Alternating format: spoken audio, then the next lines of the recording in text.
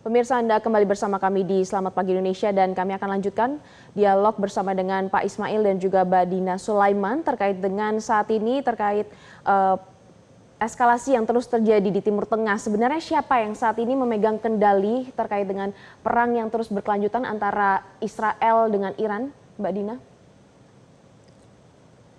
Ya, kalau kita lihat sebenarnya kan dari sisi Amerika Serikat sendiri itu selama ini sudah 47 tahun yaitu berusaha untuk menggulingkan pemerintahan Islam Iran karena apa? Karena pemerintahan Iran ini tidak mau tunduk ya terhadap Amerika Serikat. Pertama dari sisi ekonomi itu sebelumnya perusahaan-perusahaan Barat yang menguasai migas di Iran, tapi kemudian kemudian akhirnya setelah revolusi Islam menang akhirnya dikelola oleh Iran sendiri dan juga kemudian upaya Iran untuk membantu perjuangan orang-orang Palestina melawan Israel. Nah, ini yang kemudian menjadi akar mengapa Iran diserang oleh Amerika Serikat. Jadi faktornya memang Israel gitu ya. Tapi selama ini sudah 40 tahun itu Israel membujuk para presiden sebelum Trump untuk menyerang secara langsung itu nggak ada yang mau.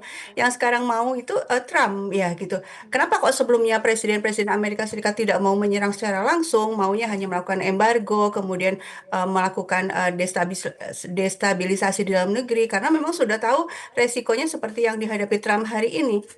Nah, sekarang pertanyaan tadi, siapa yang mengendalikan situasi sekarang dari sisi bahwa Amerika Serikat dalam hal ini khususnya Trump itu ya seperti apa ya diatur atau seperti kerbau dicocok hidung lah ya istilahnya terhadap Netanyahu ya memang sampai saat ini kelihatan sekali bahwa Israel yang eh, berhasil memaksakan kehendaknya kepada Amerika Serikat untuk terus melanjutkan perang.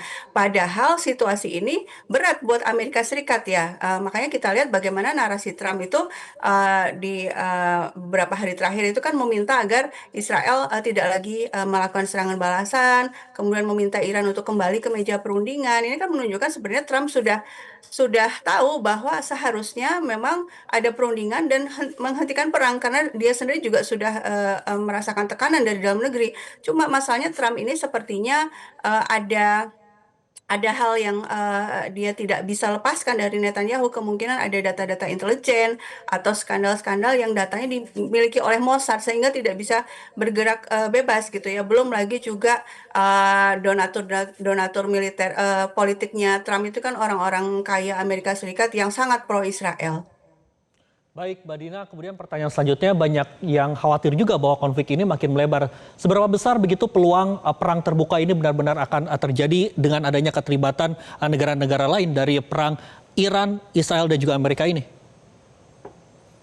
Ya, kalau kemungkinan ini menjadi perang yang regional ya, yang melebar, saya pikir ada kemungkinan dari sisi bahwa kita melihat serangan Iran ke Israel ini didasari oleh serangan Israel ke Lebanon. Ini menunjukkan bahwa Iran sedang menunjukkan posisi baru bahwa Iran ini adalah kekuatan yang satu paket gitu ya, yang satu kubu dengan perjuangan orang-orang Lebanon melawan Israel dan juga kita lihat bagaimana kemudian Ansarullah Yaman juga sudah memberikan pernyataan ya menutup selat Babul Mandab dari kapal-kapalnya Israel itu menunjukkan juga sudah bergabung dalam front ini. Lalu kita lihat juga ada pernyataan dari Islamic Resistance of Iraq yang juga menyatakan akan ikut membantu Iran melakukan perlawanan terhadap Amerika Serikat. Nah, belum lagi di Palestina ya, pejuang-pejuang Palestina selama ini memang mendapatkan dukungan persenjataan dari Iran, baik senjata langsung sebelum ada blokade maupun teknologi, alih teknologi sehingga mereka bisa membangun persenjataan sendiri. Artinya kalau ini berlanjut, kalau Israel masih terus melakukan serangan kepada front-front lain ini, yaitu misalnya Lebanon, kemudian di Gaza juga masih terus meningkatkan genosidanya ya, perang akan terbuka dan saya pikir kalau dari pihak-pihak lain, misalnya dari negara lain, masih kecil kemungkinannya akan melibatkan diri secara langsung ya, karena tahu resikonya berat sekali secara ekonomi ya. Misalnya pertanyaannya, apakah China atau Rusia akan bergabung? Saya pikir mereka akan melihat situasi dari belakang ya, artinya tidak bergabung langsung secara militer karena memang kerugiannya akan sangat besar kalau mereka menggabungkan diri.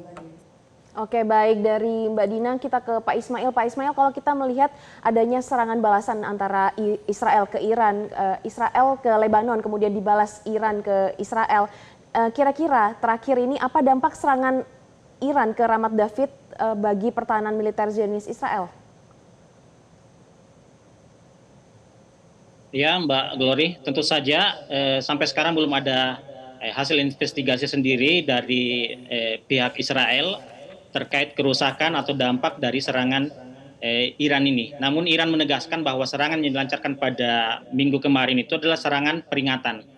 Peringatan karena pelanggaran gencatan senjata yang masih terus dilakukan oleh Israel. Jika Israel kembali melakukan pelanggaran gencatan senjata ini dengan melancarkan serangan ke Lebanon ataupun ke front-front yang lain, maka Iran memastikan bahwa serangan selanjutnya akan lebih besar. Kita melihat bahwa Iran sampai sekarang masih mampu melakukan serangan. Ini menunjukkan bahwa Iran tidak sebagaimana yang diklaim oleh Donald Trump, dan itu berkali-kali diklaim oleh Donald Trump bahwa militer Iran itu telah lumpuh, sudah tidak berdaya. Kita melihat bahwa Iran masih bisa melancarkan puluhan rudal balistik, dan itu juga tepat sasaran. Kita melihat dari video-video yang ada bagaimana kemudian kerusakan yang ditimbulkan dari serangan Iran ini. Dan Iran sekali lagi menegaskan bahwa Iran tetap membuka pintu diplomasi. Kemarin Amir Said Irawani, utusan Iran untuk PBB, itu mengatakan bahwa pintu diplomasi masih tetap terbuka, masih ada upaya perundingan yang dilakukan dengan Amerika Serikat, tapi dengan catatan bahwa gencatan senjata apapun yang disepakati nanti itu harus bersifat komprehensif, harus menghentikan semua perang di semua lini, di semua front, termasuk di Lebanon. Dan sementara Benyamin Netanyahu pada saat yang sama juga menegaskan bahwa serangan ke Lebanon itu masih akan terus ditingkatkan, masih akan terus berlanjut dengan misi ingin menghancurkan Hizbullah. Inilah yang kemudian kita lihat bahwa kebuntuan bisa saja terjadi lagi perundingan selama kemudian Benyamin Netanyahu atau Israel masih terus bersikeras dengan misinya. Sementara Amerika Serikat dan Iran kita lihat sampai saat ini ada mutual deterrence, ada upaya untuk senantiasa menjaga diri dan berupaya untuk terus perundingan terjadi. Bahkan dikatakan dari pihak Iran sendiri berusaha untuk kesepakatan ini terjadi sampai akhir bulan Juni ini. Oke, baik. Pak Ismail, kalau kita melihat Israel kan saat ini juga mampu menjangkau target di wilayah Iran, kemudian Iran juga mampu meluncurkan rudal langsung ke Israel. Ini sebenarnya apa yang bisa dibaca dari kemampuan masing-masing pihak? Apakah memang tujuan Israel saat ini lebih kepada melemahkan Iran, kemampuan militer Iran, atau adakah target politik yang lebih besar? Ya, kita ketahui memang sejak awal bahwa Israel itu menginginkan terjadinya keamanan bagi Israel dengan memastikan bahwa negara-negara di kawasan, negara-negara sekitarnya itu tidak memiliki kemampuan militer. Dan ini yang diupayakan oleh Israel untuk tidak terjadi. Bagaimana kita melihat bagaimana Israel masih terus melancarkan serangan ke Gaza, ke Lebanon, untuk bahkan ke Yaman, untuk kemudian kelompok-kelompok perlawanan ini lagi tidak berdaya dan tidak lagi memiliki kekuatan militer. Begitu juga upaya terima kasih atas Israel untuk Baik, Pak Ismail Amin, terima kasih atas pandangan dan juga insight Anda telah bergabung bersama kami di Selamat Pagi Indonesia. Dan sebelumnya ada Dina Sulaiman, pengamat Timur Tengah. Selamat kembali bertugas, Pak Ismail dan juga Mbak Dina. Jelajahi cara baru mendapatkan informasi. Download Metro TV Extend sekarang.